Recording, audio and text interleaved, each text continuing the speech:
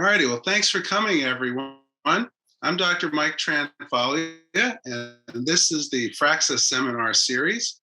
This week, we're going to be talking about our collaboration with Purposeful, a company in Athens, Greece, and how this partnership has led to a clinical trial.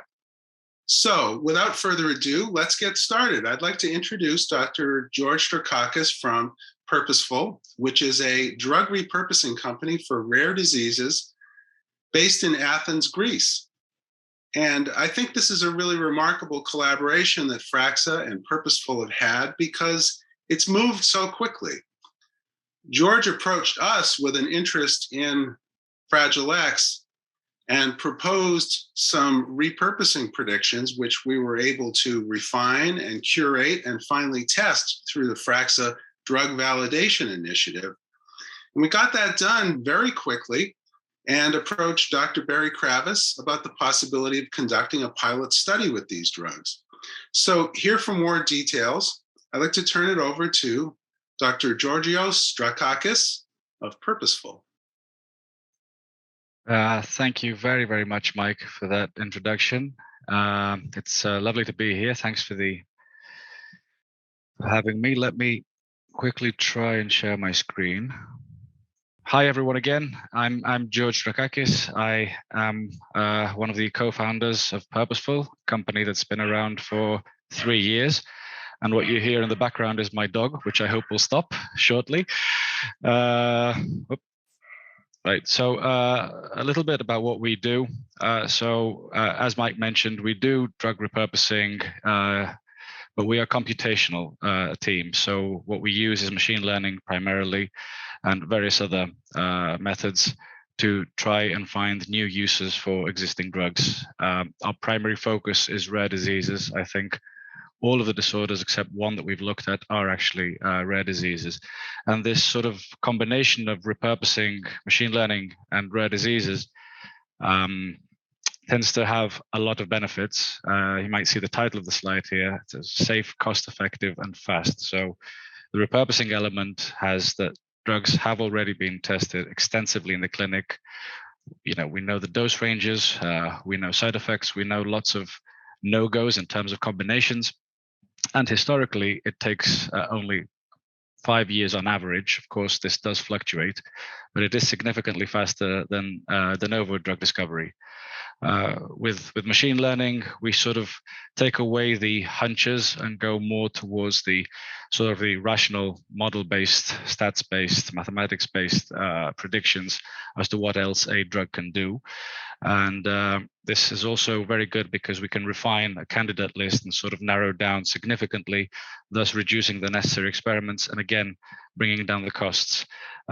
Finally, rare diseases do allow sort of probably smaller clinical trials due to the small patient populations. And because of the really well organized organizations such as FRAXA, they do help companies like Purposeful with scientific advice, which is always a great plus side. A little bit about what our company does. So this process that you see here is sort of linear. I know the illustration doesn't show that, but we start from lots and lots of data, diverse data from multiple sources, sometimes heterogeneous. These have to do with both experimental molecules that have been out there and the drugs that are already on the market.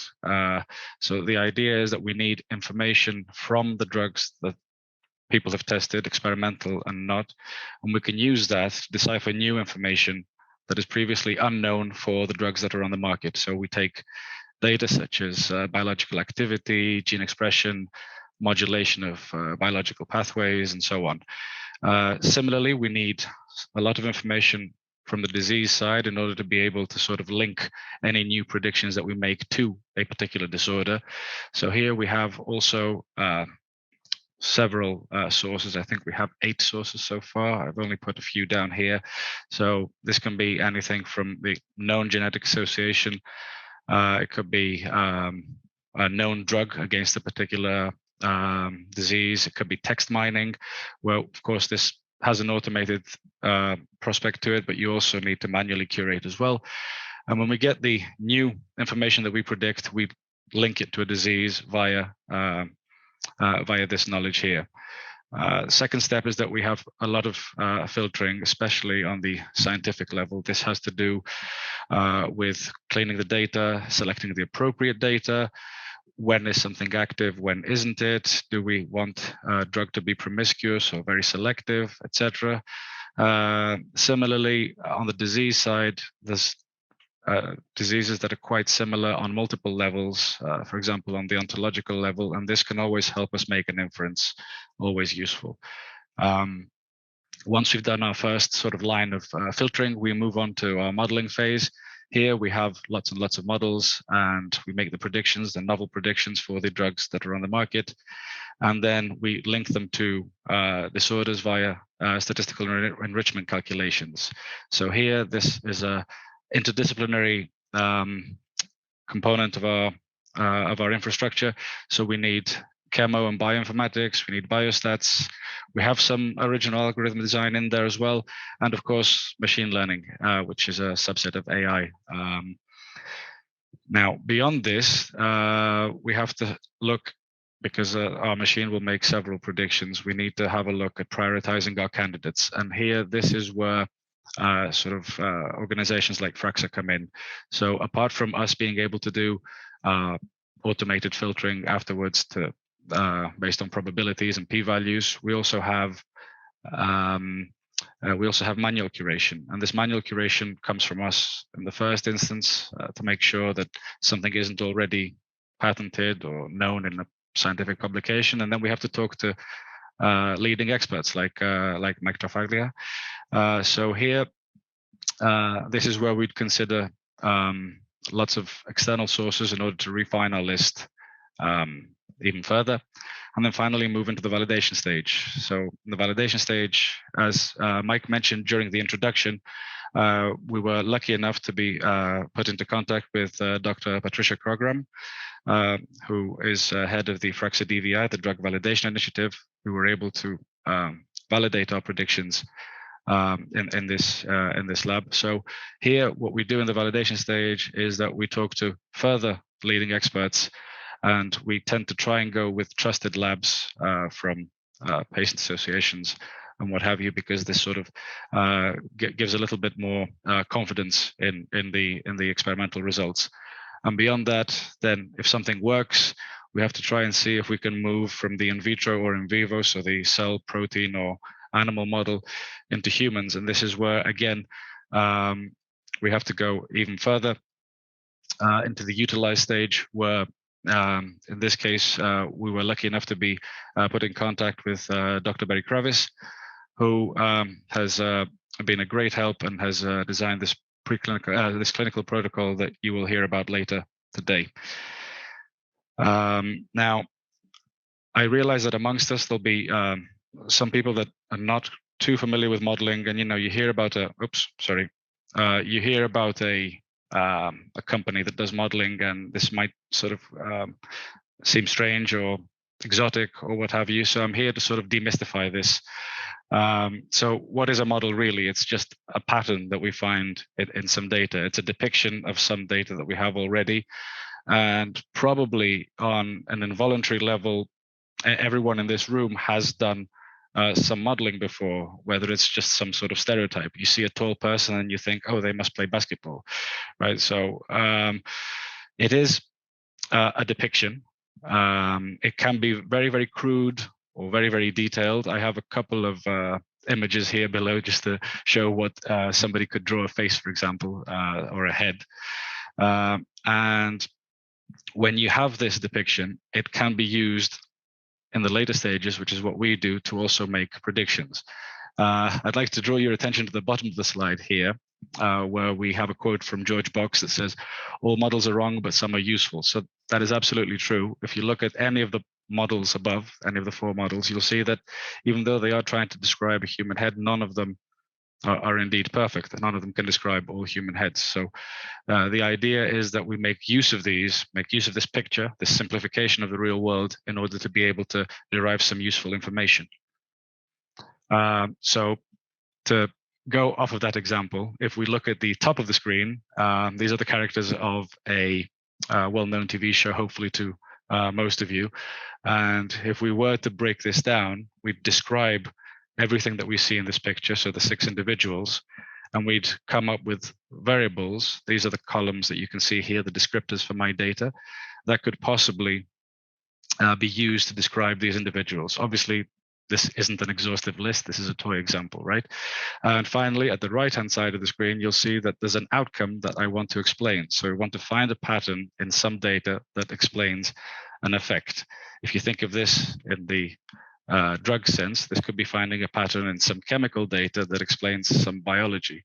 So if we were to describe this, so the individuals can be described on their hair length, eyes, height, etc., we can see that we can actually have a go at finding a pattern in this data. So if you see here in bold now, in one of these descriptors that we came up with, one of these variables, the eye color to be precise, we can see that there is an emerging pattern which does explain the last column in this table, so the hair color, right? So the pattern that we found, the model that we've built together here today, is that if the eyes are brown, then the hair color is dark. Obviously a very, very simple model, but this is just a pattern in some data.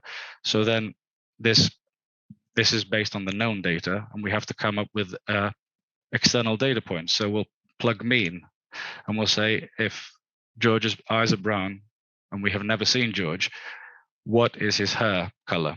Is it light or is it dark? And then the prediction would be dark. And in this particular case, it may be correct or it may not be. And this is exactly how the modeling works. So we use prior knowledge on lots and lots of experimental molecules. And then when we find a pattern that we're interested in, then we plug in the drugs that are already in the market and we try and see if indeed we can come up with something new. Hopefully this sort of helped demystify it a little bit.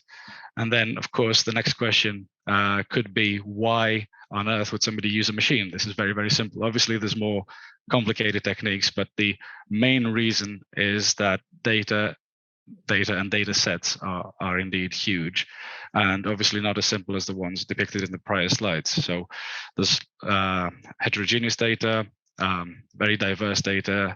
If anyone's had a look at bioactivities or gene expressions or any sort of omics data, you'll see it's very, very, very diverse. It requires a lot of pre-processing.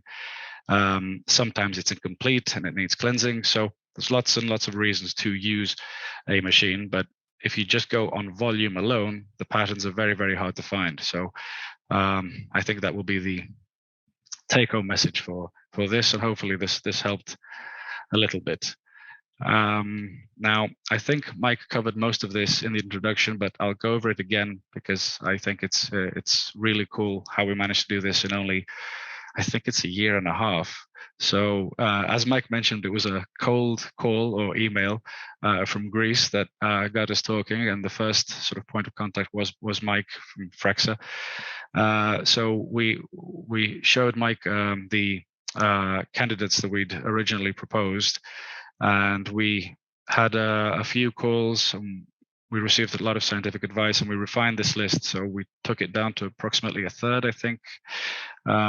And then we discussed on how would be best to go ahead with preclinical validation. And this is where Mike put us in contact with Patricia Cogram. We went to the drug validation initiative of FRAXA. Our first round of experiments was funded by FRAXA, so we're very grateful for that, because we had several single compounds that showed a really good effect in the mouse model for Fragile X, the FMR1 knockouts, and based on the original readouts and the signals, the computational signals that we'd produced, we also further discussed about possibly selecting combinations rationally, so combinations of drugs that could complement each other.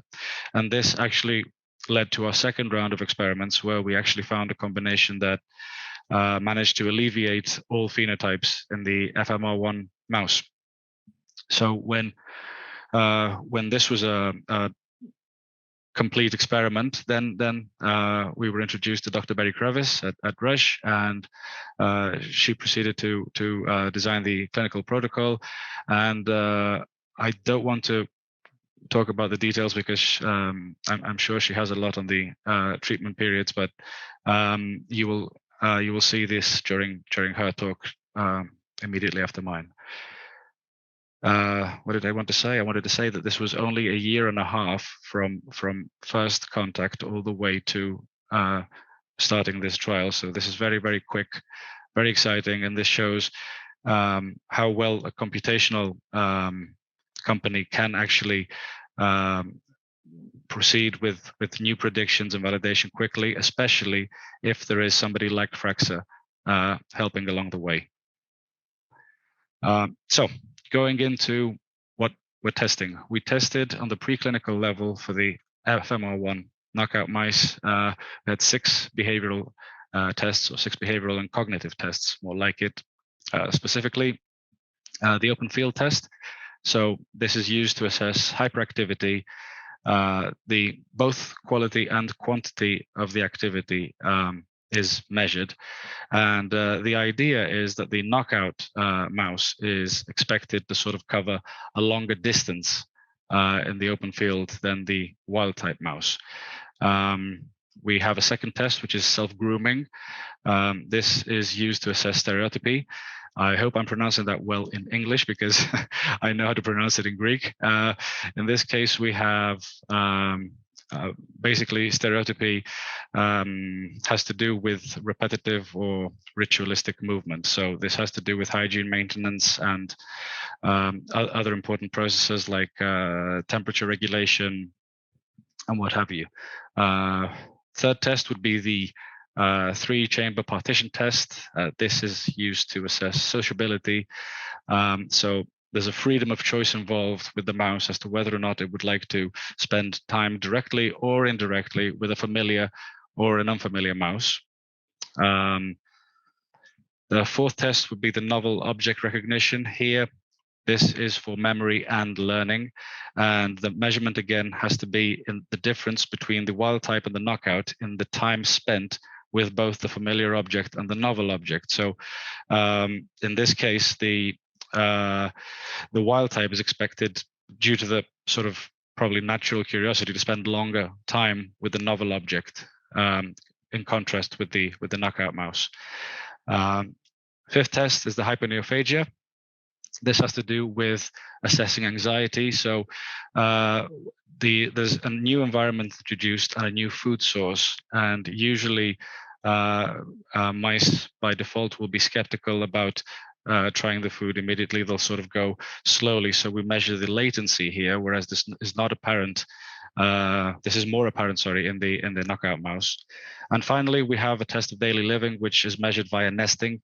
And this has to do in basic changes in nesting behaviors and a simple scoring as to how well the nest has been built from a score between 1 and 5.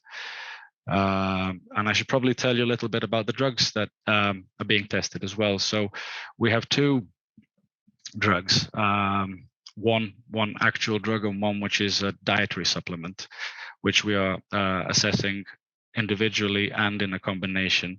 So with the we have ergoloid mesolates, which is an old drug, which has been tried in Alzheimer's and has been used historically for dementia. It has been shown in some studies, especially when it's an age-related decline, to improve alertness and memory. And finally, we have the naturally occurring amino acid sold as a dietary supplement, which is 5-hydroxytryptophan, which I'll refer to as 5-HTP now, which has had some use as a mild antidepressant. Now, both of these are central nervous system modulators. One of them has been able to touch on the cognitive level, and the other one has been able to touch on the behavioral level. So there is rationale prior to this, but the novel predictions that we've made on the mechanism suggest that these two could possibly, on a complementary level, work better together.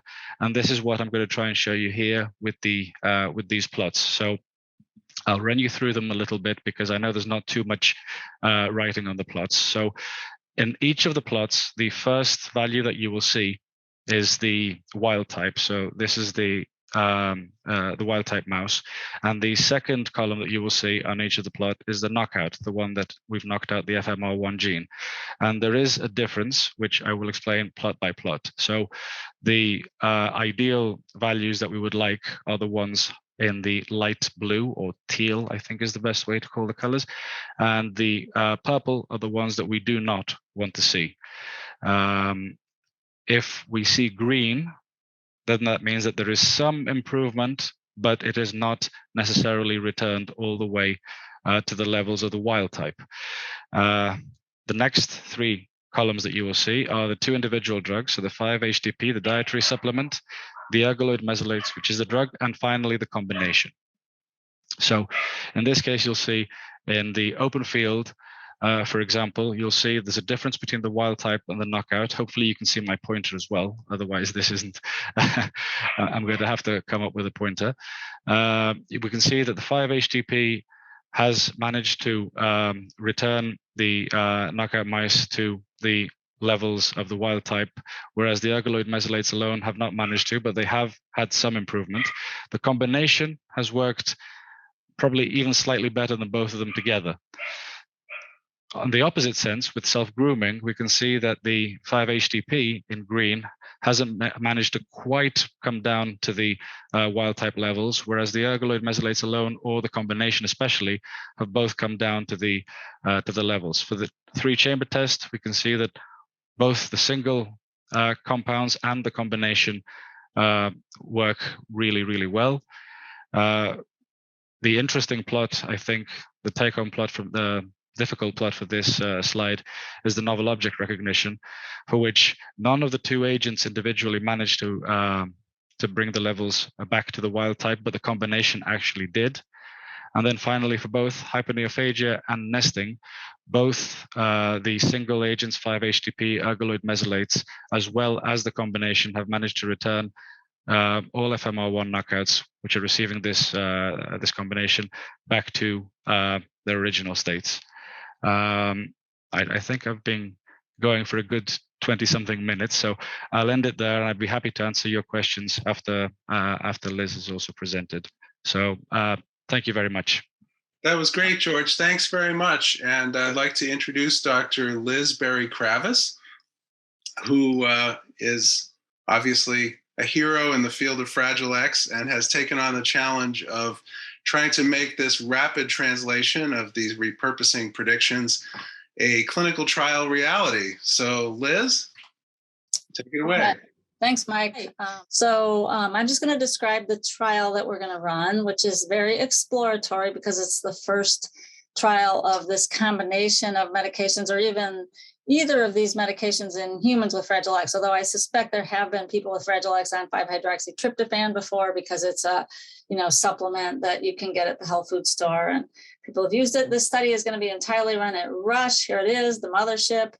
And so I'm going to describe the trial for you. So our goals here are to determine if either of these medications or the combination of them can help people with Fragile X, but to get a very early idea of that, so that we know whether it's a good idea to run a big trial of these drugs and to rule out major safety issues. So we're going to have preliminary assessments of efficacy. In other words, is the drug working in people with Fragile X? And we're going to evaluate the safety and tolerability of each drug and the combination. And then we're going to have biomarker data, because sometimes things like ERP, like the brain waves, might change before you would be able to fully see all the effectiveness of the drug in a short trial. So we're going to have ERP and eye tracking that are our main biomarkers in Fragile X right now. And it's important to do this kind of thing because, Fragile X is not, the brain is not normal in Fragile X. And so we want to just make sure that when we use these drugs, that we're not going to see anything really unusual go on. And that's really how all early trials are. We're making sure that nothing unpredictable is going to go on, even though these drugs have been used in people before and are considered actually quite safe. So this is the design of the trial. And there's 4 periods. So people are going to come in to Rush. We're going to enroll 15 participants, and we're going to try to use all 15 participants for data, because everyone is going to be on a sequence of drugs that will be blinded to the order. So there's going to be period 1, period 2, period 3, period 4, and each of these is 4 weeks. And during one of these periods, you get the ergoloid mesylates. During one of them, you get the 5-HTP, which is the 5-hydroxytryptophan. And in one period, you get both. And in another period, you have placebo. And so then at the end, we're going to be able to unblind the study and determine what the comparisons between the different periods for individual patients are. And the reason we think this is okay to do is that these drugs are fairly short acting. I mean, you just heard me talk in the Tetra trial about how the Tetra drug appeared to work much longer than it was actually in the system. And that's what we call a carry forward or carryover effect. We don't necessarily expect to see that with these drugs because they're pretty short acting. So the hope is that, we'll be able to sort that out when we analyze the data. So patients are going to have to come in 5 times, once at the beginning of the study, and then every month, because if we're changing what you're on every month, then we have to do the efficacy and safety assessment at the end of each time period so that we know what kinds of side effects or what kinds of improvement to assign to that particular time period. And then a week after you start on whatever you're getting in the period that you're in, we do a safety phone call. The coordinator will call you. And then if there's anything that's concerning going on, then I will call you and, we'll determine if that's a significant problem or not. But this is really just to check on safety because we did just start a new medication combination. So these little arrows are phone calls and the big arrows are in-study visits. And so each time you do a visit, well, first of all, let's talk about who's eligible for the study. So when we do that screening visit right at the beginning, when we're enrolling you, we're going to look at whether you have Fragile X. So it's important that everybody have a full mutation of over 200 repeats. You can be mosaic. We are only enrolling males. And why is that? It's not that we don't want to treat the females. We do. It's just that what we've learned in some of our other trials in the past is that when we combine the males and females, the level of function and the phenotype, there's a lot of things that are somewhat different. And what that does is it increases variability. And especially when you're doing a very small trial, if you increase the variability, it decreases the odds of being able to see any result from the trial. So I think what we're going to see in the Fragile X field going forward is that we're going to develop drugs for both males and females, but we're going to run them in their own separate trials in order to make it easier to analyze the data. So you can't have more than 3 other medications for behavior, because when you're on like 6 meds for behavior, it just gets really confusing to analyze anything, especially since we're using 2 agents in this trial. Medications have to be at a stable dose for at least 2 weeks before the screening visit, and you can't change your other medications during the study. We are actually over-encapsulating some capsules. So like the acamprosate study we did before, the capsules will be relatively large, although not quite as large as that study. So it has to be a person that can swallow relatively large capsules. If the patient has seizures, they have to be seizure-free for 3 months with stable medications. If they're on seizure medications, if they have a history of seizures and are not on medications, they have to be seizure-free for 3 years. And this is just because in case these drugs might lower the seizure threshold, we want to make sure we're not putting patients who have a propensity to seizures onto these medications. The behavioral therapies have to be stable for 4 weeks before screening, and you can't change them during the study. This doesn't mean that you can't change the time when you have speech therapy or change your speech therapy from 45 minutes to an hour a week. This is like you can't introduce a whole new behavioral therapy and start like 20 hours of ABA, because then that would confuse the responses in the study. And you can't have any medical problems or diseases that would contraindicate being in the study. And you can't be in another study at the same time. And these are pretty standard rules for clinical trials. So at screening, We're going to do a consent where you consent to be in the study and we explain everything to you. We're going to do a medical history. Some people who have been followed at Rush for a while may already have a medical history with us. So this will vary a lot depending on how well we know the patient. And we're going to do an IQ test because we think that in Fragile X, cognitive level may be an important predictor in some cases of whether a medication works or not. And we don't know how it will predict, like whether it will be, if it's lower or it's higher, it will predict a response, but we think it might predict a response. So we think it's important to know this information at the beginning of a study. And then we have safety endpoints that we do every time you come in to Rush. So we're going to collect, did you have any side effects? Did you have any illnesses? Stuff like that. We're going to check vital signs like heart rate and blood pressure and weight. We're going to do a physical exam, and we're going to do blood for standard hematology and chemistry values just to make sure, and urine testing just to make sure we're not having an impact on something like the liver or the kidney that would be important to know about. And then mostly we're going to do our exploratory efficacy outcome measures to try to get a signal for is either of these drugs or the combination showing us some kind of an improvement. And so we're using some of these computer measures that we used in the Tetra study because we think like the biomarkers and these computer-based measures may be tests that can detect a change more sensitively than some of the behavior rating scales. I mean, we don't know that. It did seem to work for us in the Tetra study, but this is kind of becoming a battery of testing that we're using a lot in many studies in the field, in early studies to figure out, is a drug working or not? Or is there a signal for the drug to work that merits exploring in a bigger study? So this is the NIH Toolbox. A lot of people have come to our site and been in the Toolbox study, as well as drug trials that have used Toolbox. It's an iPad-based cognitive measure that we've proven 4 of the subtests are very doable for people with Fragile X, and that we can see change in these subtests when there's an intervention or with growth as a person gets older. And David Hessel, of course, has piloted much of this work.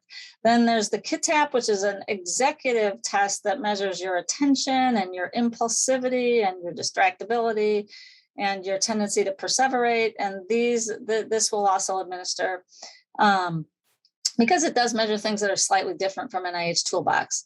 And both of these are kind of, they take about a half hour to do the KITAP is on a computer and the NIH Toolbox is on an iPad. And so then we do an EEG, we put EEG leads on the head and do this thing called event-related potentials, where we measure how the patient responds to sound and what their brain waves look like when they're just sitting there, basically. And then we have eye tracking that measures how well you look at faces. And so these are the things the participant is going to have to do. And those things will take somewhere between probably 2 and 3 hours, depending on how many breaks the participant likes to take. Then I, as the investigator, will do a standardized assessment of severity of the patient and whether they've improved or not, mainly by interviewing the family, as well as looking at how the patient is performing when they're at the site.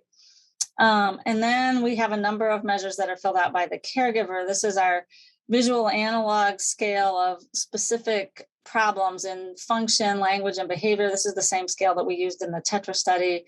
And then we have the aberrant behavior checklist that practically every family that's ever been to a clinic for Fragile X is quite familiar with, which quantifies problem behaviors in patients with Fragile X. And then we have the ADAMS, which is an anxiety scale, which is another scale that's been used a lot in trials. And then we have the Vineland, which I know that many caregivers of people with Fragile X do not love, but it's an interview about how well you're functioning and performing in real life. And that's probably important to collect, because if we did see a drug where we saw movement on that scale, that would be very helpful in terms of deciding that this might be a valuable drug. And then we're piloting, we don't quite have this set up yet, but we're piloting this thing called eye behavior that David Hessel has created, where you can track behavior in real time on a day-to-day basis, so that we don't have to try to remember what behavior was like for the last 2 weeks or the last 4 weeks on the aberrant behavior checklist. So those are the measures we'll be using. The logistics are that the screening visit is going to take about 2 hours. And you can do the screening and baseline visit on one day so that you don't have to come here twice, or you can do it on 2 days if you would rather do that. And so if you do it all together, it's about 4 hours. And then the subsequent study visits, like I say, are 2 to 3 hours each, depending on how many breaks the patient wants to take or needs to take. Their phone call is really going to be just a few minutes, maybe 10 or 15 minutes at the most with the coordinator, unless there are problems, in which case we're going to have to sort those out. There's a visit compensation of $50 a visit for your time and energy in terms of coming in to participate. There's a free parking pass if you drive to park at the Rush parking garage. And there is travel compensation possibly on an individual basis. We were kind of hoping to recruit most of the study locally, but if there was somebody who really wanted to participate and they were going to have to travel here, we would be able to talk about that. This is the contact information for the study, and I know this is going to be potentially on the FRAXA website. So Kim Sharp is the coordinator for this study.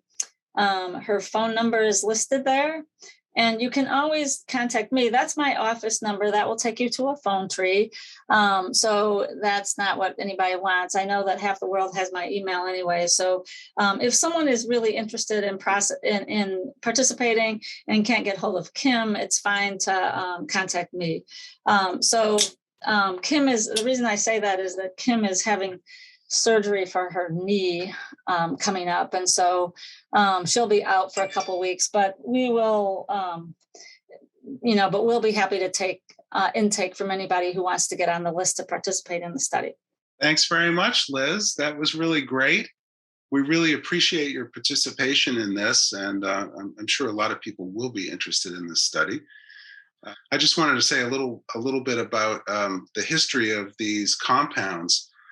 When I was starting out in geriatric consultations, which is one of the main things I did in my psychiatry day job a long, long time ago, before some of the modern treatments for Alzheimer's became available, these ergoloid mesylates were pretty commonly prescribed to older folks. So you'd see lots of people in the nursing home prescribe these drugs. And you're talking about frail elderly people who were able to take these with typically very few side effects. So it's a very safe drug that's been around for a long, long time. It's also kind of a forgotten drug that not very many people are started on anymore. In fact, that's come up in terms of availability of the compounds. And 5-HTP obviously is a version of tryptophan, which is famous from the Seinfeld show. Where they were feeding his girlfriend turkey and red wine to get her sleepy so they could play with her action figures. So tryptophan is famous for having a nice calming and relaxing effect, whereas the ergoloid mesylates tend to have a little bit more of a stimulating, invigorating effect and work on numerous neurotransmitters. So Christopher asks, are 5-HTP and ergoloid mesylates in other forms besides pills? I'm not sure if he's referring to for the study or in general, because in general, certainly the various kinds of tryptophan are available in other forms. But Liz, would you like to speak to the study specifically? Well, the study, we want it to be blinded. And so to do that, it's a little tricky to have different kinds of formulations. Yes, 5-HTP is probably available in every imaginable formulation you can think of at the health food store.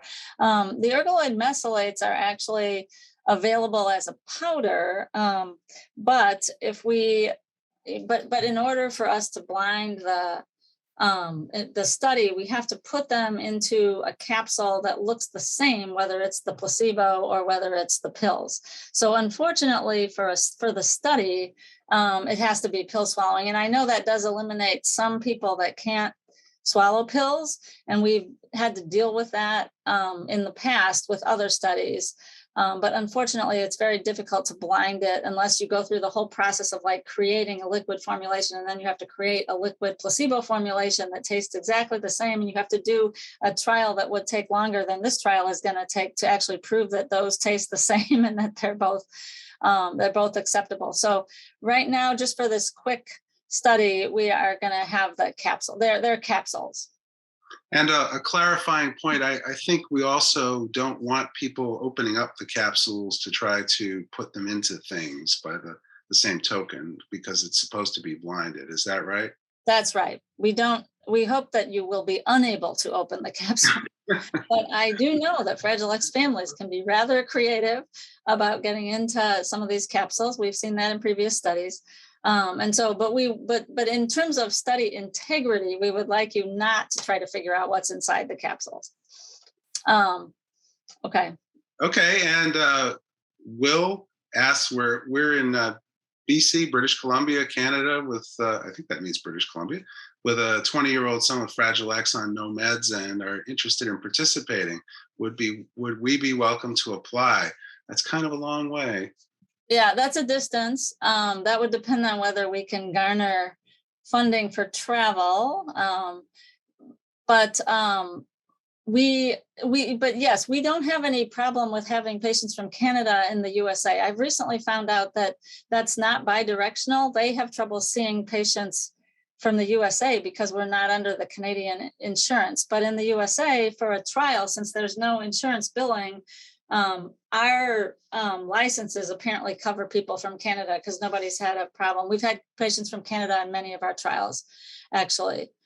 So yes, you could talk to us about it, and we would try to figure out whether the cost of travel would be doable, for instance.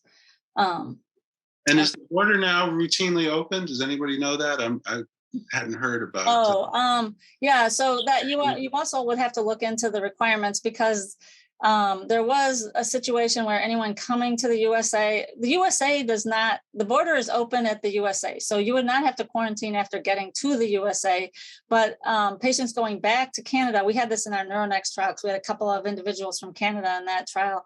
And after they went back to Canada, they had to quarantine for 2 weeks. So you might want to check the Canadian rules, but that may vary based on the province. So I think in Ontario, it still is in effect, but I don't know if that's true everywhere. Which is the closest part of Canada to Chicago, right. Unfortunately. Right. Yeah. Okay. Well, Chloe has a question, and she calls it a naive question, but it's not, Chloe. It's not at all naive.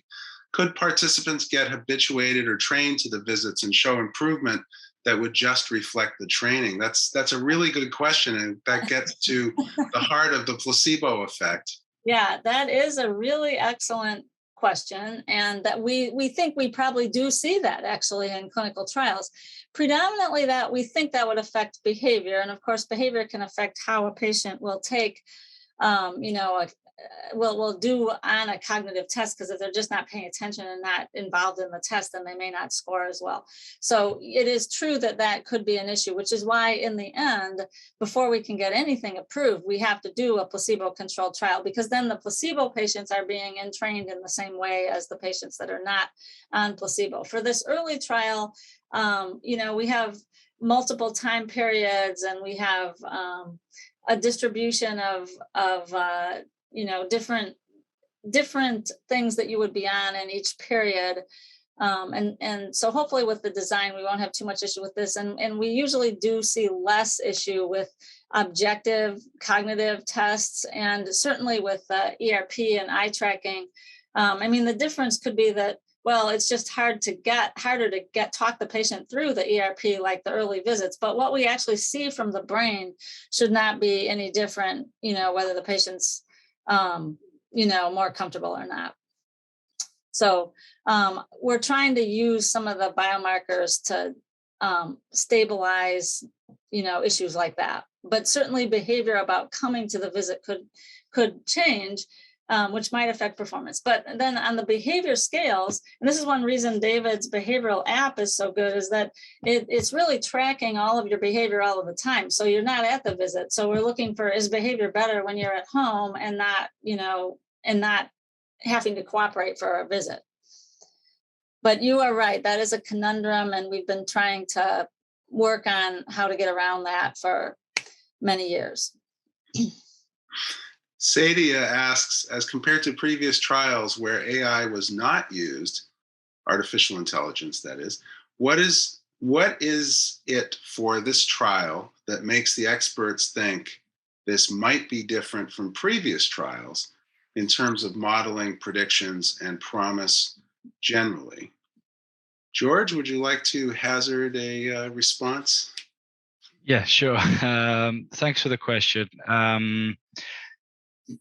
The quick answer is that the AI has made predictions. So this is not known information, but it is predictions on two complementary signals between two agents. So imagine that we're trying to check a few boxes, and based on the known information out there, there's no two agents that do check these boxes. So for the predicted information, we found that these two indeed do check these boxes. So the computational signal is there, but I will always point towards an experiment. So, there's lots of people doing AI out there, but at the end of the day, we have to trust the preclinical work to start with, which has to do with the last slide I showed. So here we had 6 tests in the FMR1 mouse, and all 6 tests, all 6 groups of mice came back to the wild type. So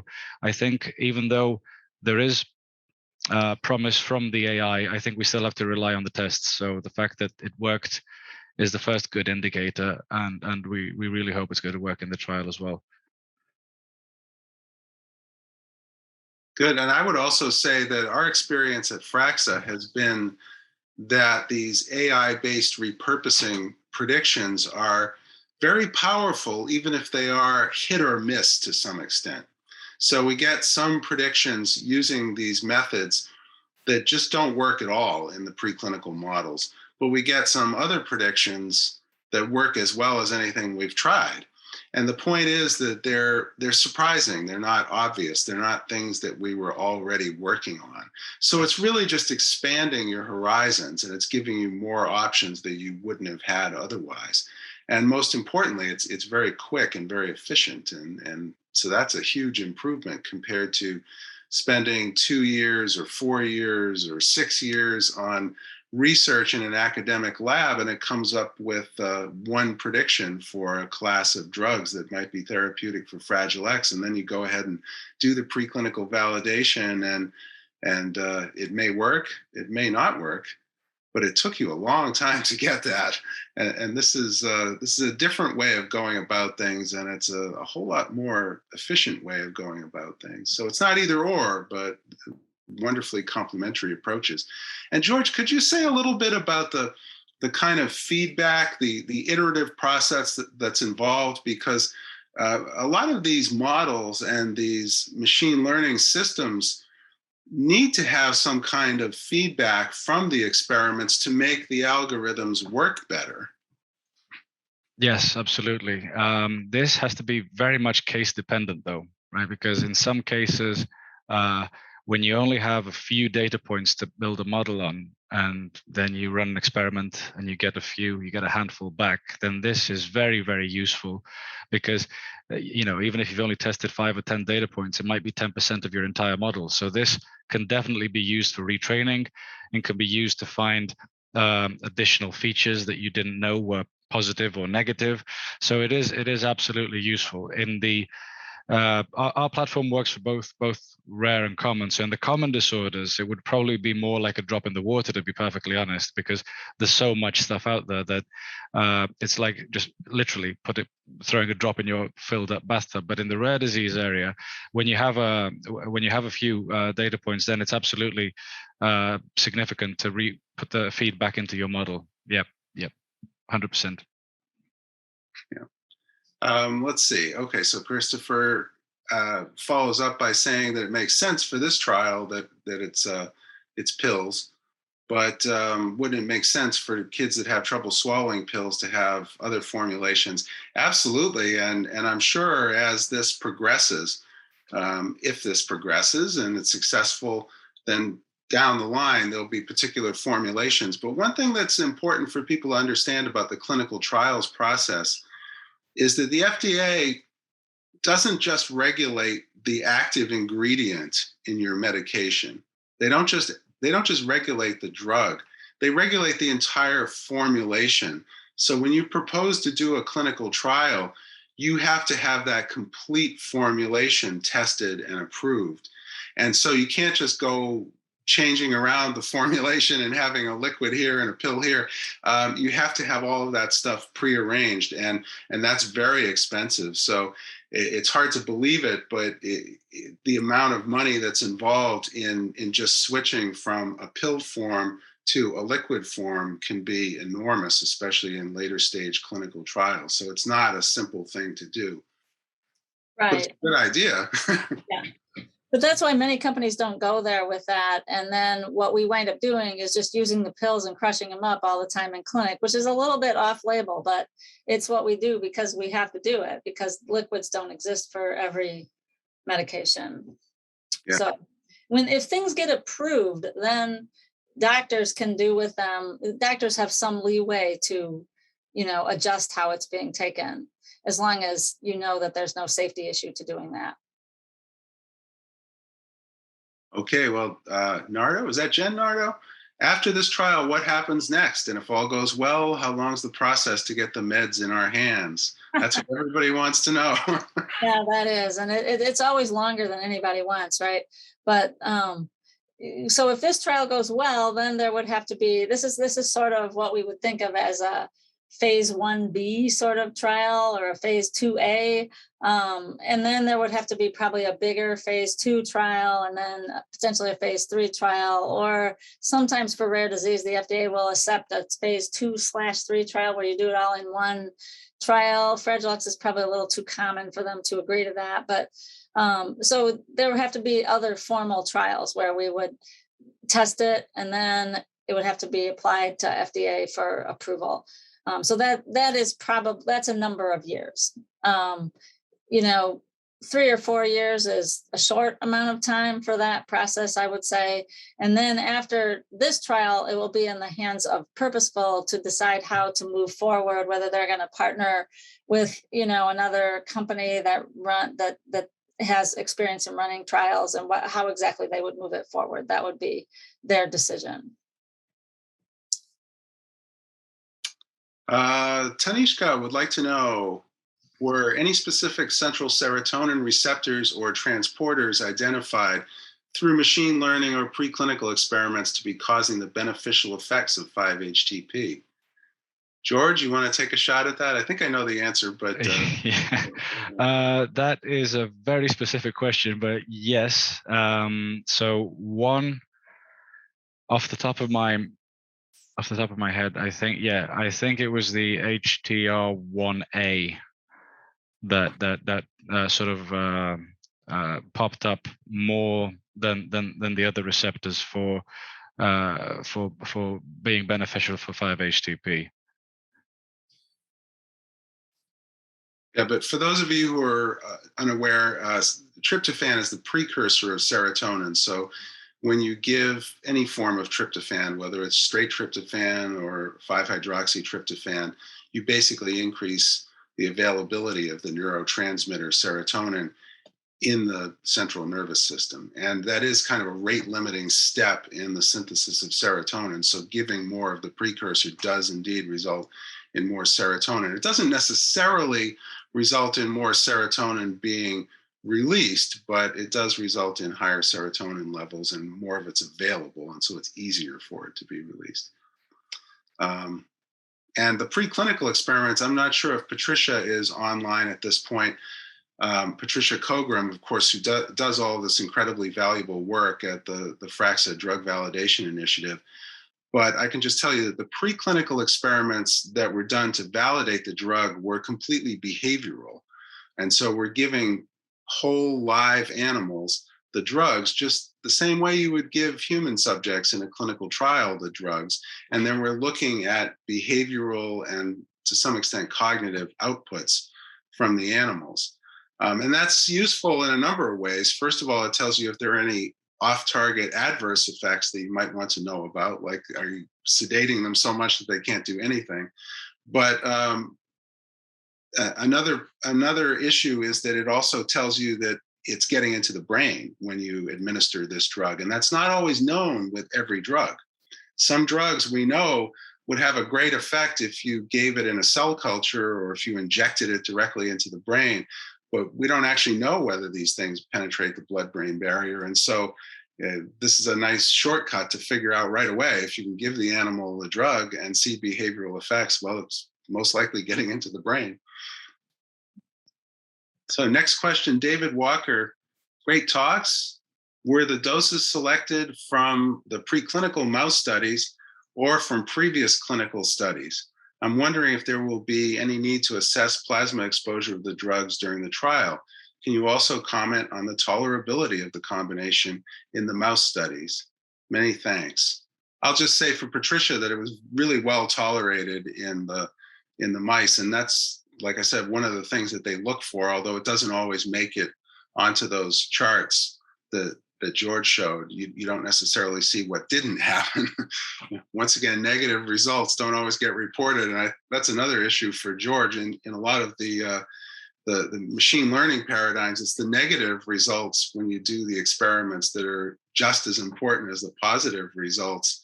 And that's not always something you can get from the literature. The literature often has a bias against reporting negative results. Nobody's interested in seeing a paper about all the things that didn't work, even though that would be enormously useful for folks who are doing this kind of AI study. But could you comment on that a little bit, George, about the process that goes into determining the doses? Yeah, so the doses for actually, all of them were based on average literature doses, right? So we had preclinical work done previously on both of the agents, and we did select an intermediate dose for moving into the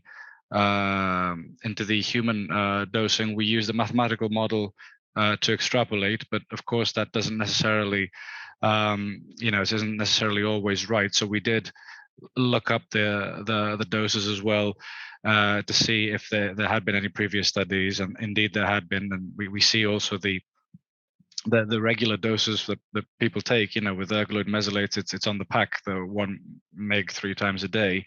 And for the 5-HTP, there is a wide range. If it's over the counter, you can basically take a lot of it, but we went more on the safer side, on the lower side, with the one that agreed with our models. Other than that, apart from the models and the literature, we also had a discussion with Mike and Liz as well as to whether or not they think this would be a good starting point. And well, as Liz mentioned, of course, it is a phase 2A, if you will. So if it does need optimizing, we do see a signal, there will be a dose finding 2B. So yeah, I don't know if you want to comment any further.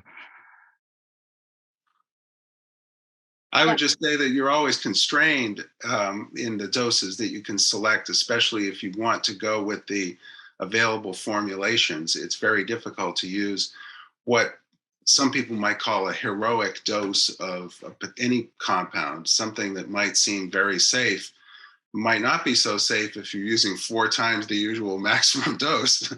So I don't think we wanted to do that here. I think we wanted to stay within the normal limits. Yeah, no, we wanted to use doses that were what was used previously in clinic with patients, so we know that they're relatively safe. And not only that, if we tried to change the dose, then we'd have to, over what's approved to be used in people, then we'd have to do a whole new IND to the FDA, and that would be a much larger process and would take longer to do it. And there's no reason to think that we necessarily need to use a different dose than what's already been looked at in people to produce responses. So, but, that having been said, if we see a signal here, then there will be a subsequent study that will look at doses, because that's kind of required by the FDA to get a new indication. It seems to be one of the great challenges in drug repurposing, especially for available drugs, for older drugs, that a lot of times people will, in a basic science setting or in a preclinical validation setting even, people will test pretty high doses of the compound in animal models or in cellular models. And sometimes these doses aren't really achievable in humans. And so that's sometimes one reason that things don't translate. How do you contend with that issue, George? That's probably the hardest question to ask, the translation of the biology. Well, It's very difficult to handle. It's probably, if I were to guess, I'd guess wrong. I think I'd rather leave that unanswered. You know, you've seen so many cases where you know, it was absolutely certain that there'll be a translation there, and then as soon as something goes into the clinic, it doesn't. That it's very difficult to handle. It's happened with a few other candidates that we've dealt with. Probably the best example is lovastatin, which is a drug that has a lot of potential, and it's a frequently mentioned repurposing candidate for all sorts of indications. But the doses that were shown to rescue the symptoms in the Fragile X knockout mouse were pretty high and probably not achievable in human beings. I mean, it'd be kind of like giving somebody twice the maximum dose of lovastatin for a long, long time. And I'm not sure how safe that would be. No, we wouldn't do that. If something would go outside of the currently acceptable limits, we wouldn't consider it. So, I mean, you know, it's we've seen there's lots and lots of drugs out there. We know there's for most of them quite a range, quite an array, and if we have to go beyond, then it's probably not worth it. You know, we want to always take into account the cost benefit ratio, right? And in this case, you don't want to have too many or any, if possible, side effects for getting the beneficial effect. So yeah. And that is part of the power, I think, of combination treatments. If you are constrained when you're investigating available drugs, you're constrained by the doses that have already been established, the dose range. Then one way to get around that is to combine the drug to get useful effects that are either additive or maybe hopefully synergistic. Yeah, so we have definitely predicted that there is a complementary effect for these two. There may be some synergy as well. We do have a hypothesis about synergy, but the idea is that, yeah, as you said, you know, the combination does open up a lot of potential, and I hope this will be sort of the beginning for more combination trials as well. If this is successful, you know, people will start to think a lot more about this. In terms of the limiting, again, I have to play the safety card. You know, you don't want to go beyond, unless it's, I mean, not in this case, not in this disease area, but maybe you could tolerate it if it was something life-threatening or something that had, you know, was way more severe. You could probably go at a higher dose, but for sort of helping the behavioral and cognitive, I don't see a reason for going to much higher doses, possibly toxic or with more side effects or what have you. I just don't see it. But I'm always open to a counterpoint. Well, thank you. I think that does it for our questions. And I just want to thank our speakers, who are not just great speakers, but doing great work outside of this webinar. And we really appreciate it. And we really look forward to supporting this project as time goes on. So thank you, George. Thank you, Liz. It's really great having you here. And thanks to all of you who tuned in today. Thank you very much. Thank you very much for having us. Thanks, Mike. Bye, everyone. Bye, everyone. Bye.